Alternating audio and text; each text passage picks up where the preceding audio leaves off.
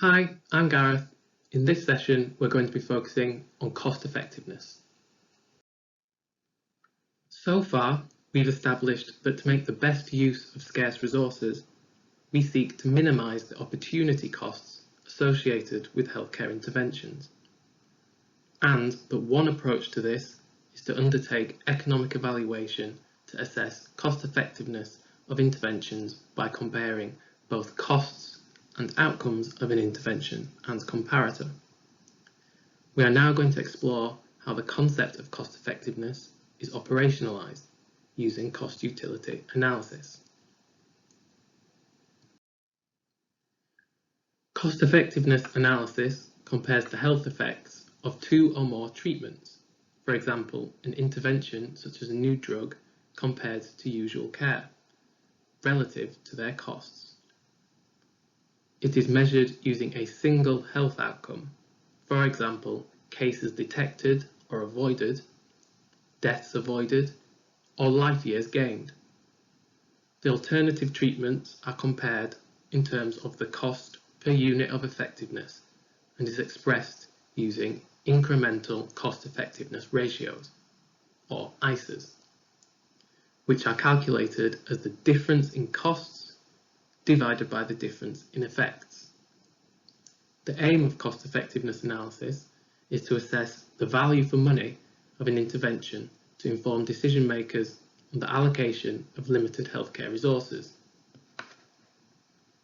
This approach sounds straightforward, and in practice it may be. For example, if treatment A results in fewer deaths in patients than treatment B and costs less to provide, then we may be confident in viewing treatment A as cost effective compared to treatment B. However, it is more often the case that new treatments promise better outcomes but at a greater cost. So, in this hypothetical example, we might be saying that compared to treatment B, treatment A costs £10,000 per additional death avoided. Does this represent value for money? Is it cost effective? The ICER doesn't really help here, does it? There are at least two key issues. The first is that it is very difficult to make judgments about or comparisons between different measures of effect, which would be necessary if we were faced with a choice between investing in treatment A or, for example, treatment E, which generates an additional life year gained per £1,000 for patients with a completely different disease. Second, if we ignore the challenge of comparing different outcomes for different patient groups, we need a threshold against which we can assess cost effectiveness. We can address these issues by adopting one method of assessing cost effectiveness called cost utility analysis, which is the approach favoured by a number of health technology assessment agencies, including NICE. This approach to cost effectiveness analysis expresses health effects as quality adjusted life years, or QALYs, which allows for comparisons across different healthcare settings and disease areas. So, what exactly is a QALY? Well, QALYs combine morbidity and mortality into a single index value by including quality of life and length of life. They're generic, allowing for use across conditions. They seek to encapsulate multiple health outcomes by measuring health-related quality of life and are calculated as the length of life multiplied by the health-related quality of life. One QALY is the equivalent of 1 year in perfect health. As an example, here we have an illustration of two pathways, with and without a treatment program. The duration in years is on the x-axis and health-related quality of life on the y-axis, ranging from 0 or dead to 1, perfect health. Without the intervention, the bottom line here highlighted in red, an individual's quality of life would deteriorate and the person would die at death 1.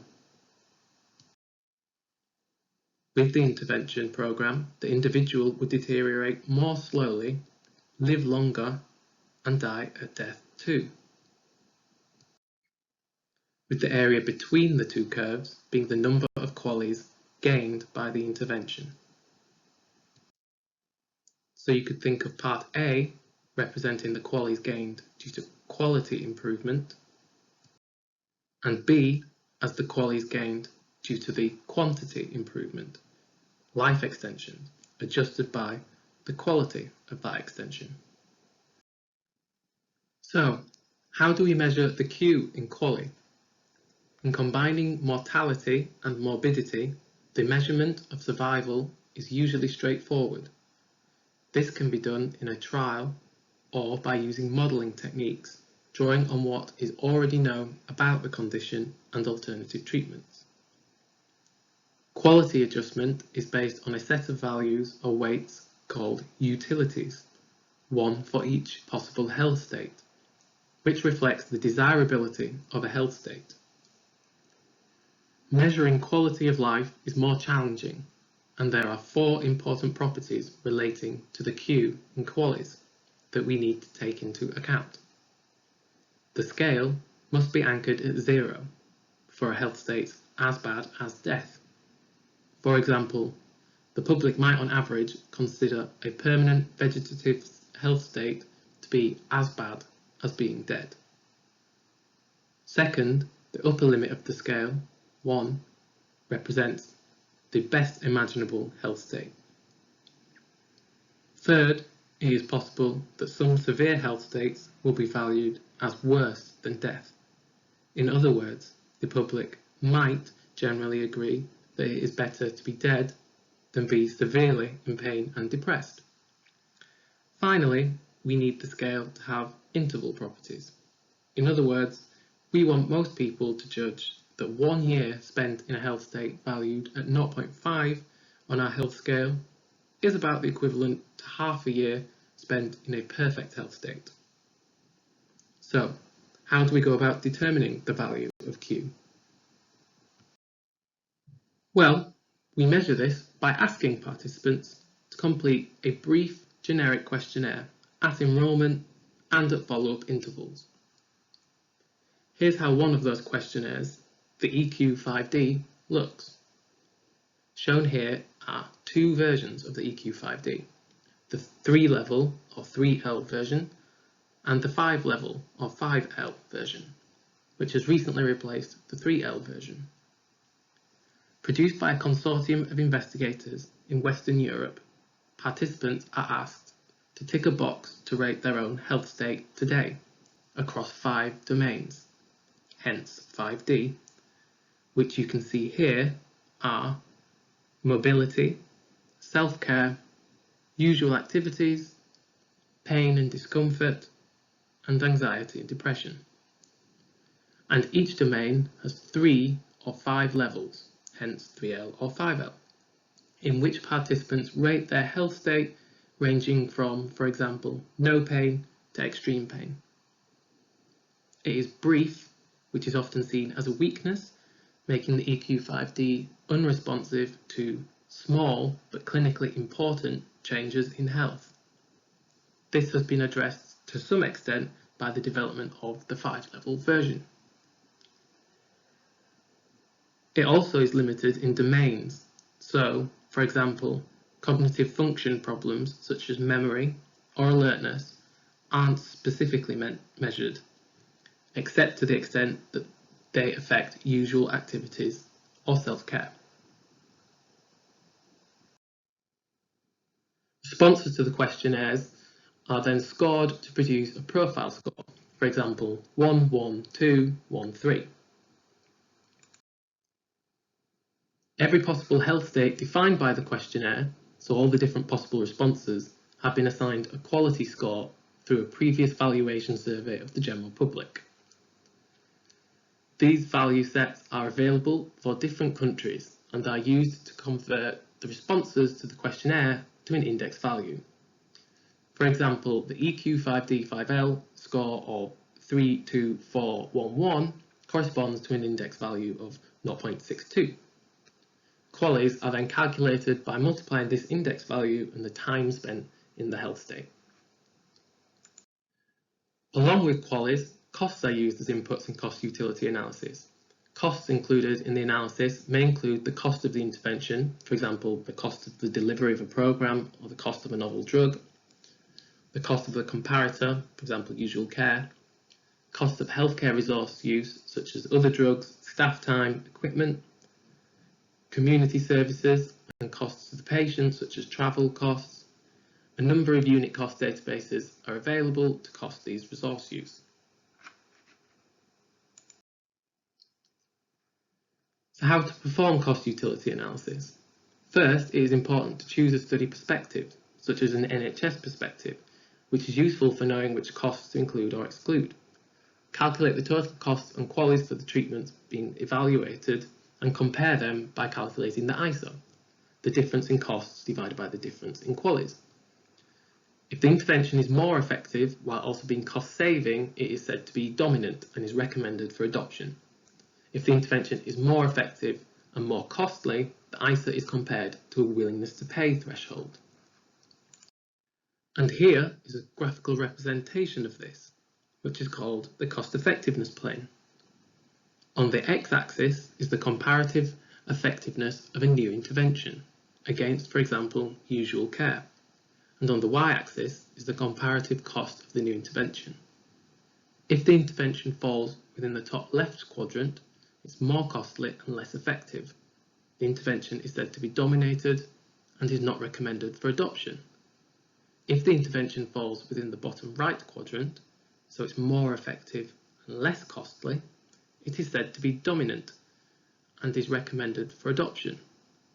In both these cases, an ISA calculation will produce a negative value.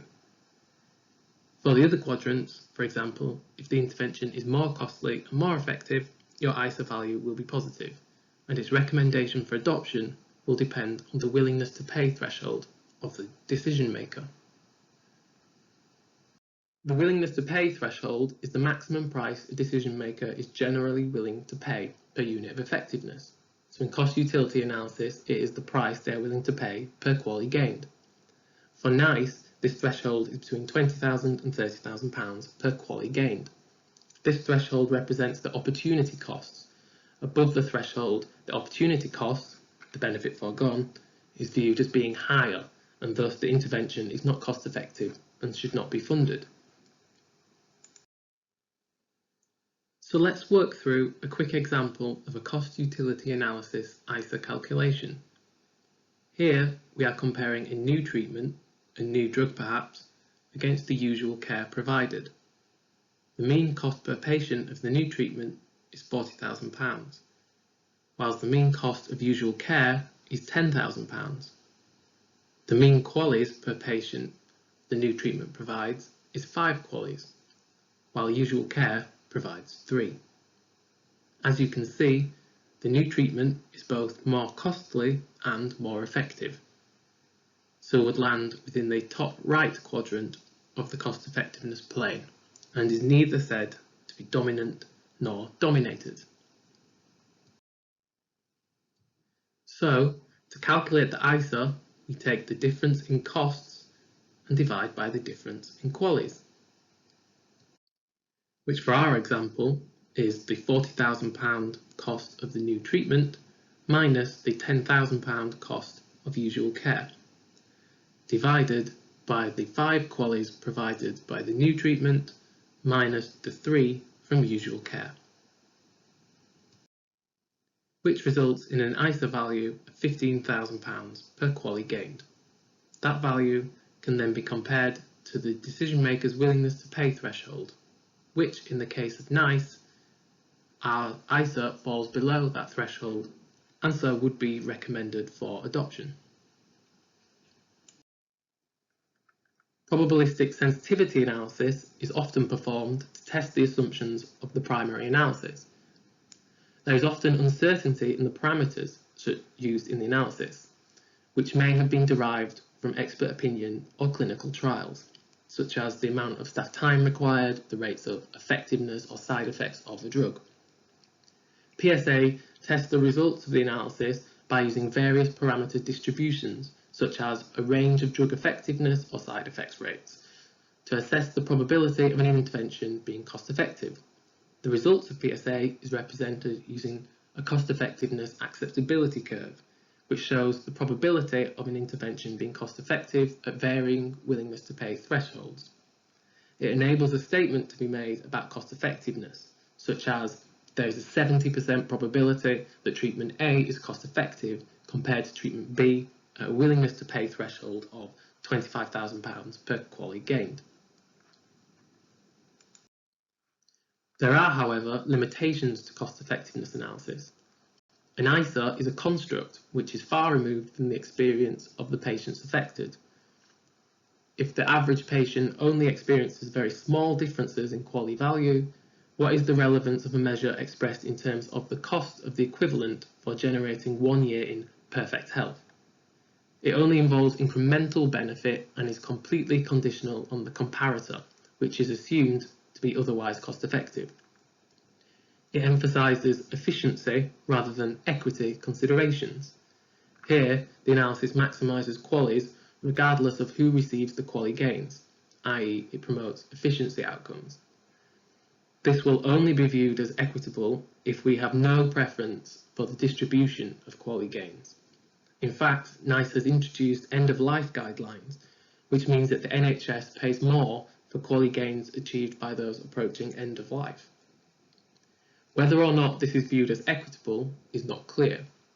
It is also the case that cost-effectiveness is not the only factor decision makers take into account when making choices about the allocation of resource. For example, smoking cessation and knee replacement therapy are both highly cost-effective, but current policies seek to limit their provision. If you'd like more information, these two books here are extremely useful. Thank you for listening.